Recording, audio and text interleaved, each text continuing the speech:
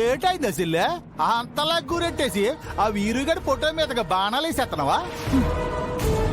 ఆ వీరు నా భర్తని చంపడానికి యాక్సిడెంట్ చేయించాడని తెలిసిన దగ్గర నుంచి నాకు వాణ్ణి చంపేయాలన్నంత కోపం వస్తుంది. వాడి కారణంగా సార్ నీ మీద కూడా చేయి చేసుకున్నారు.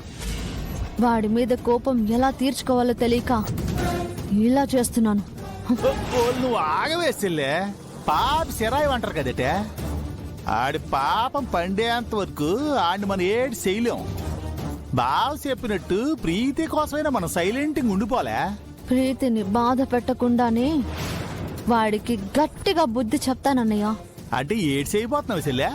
రుద్ర సార్కి యాక్సిడెంట్ అయ్యేలా చేశాడు కదా, ఆ వీరుకి ఇంట్లోనే యాక్సిడెంటింగ్ అయ్యేలా చేస్తాను.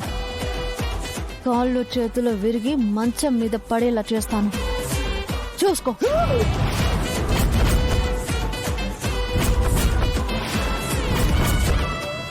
పురా ఏం గొప్పగా చేసినావు చెల్లె?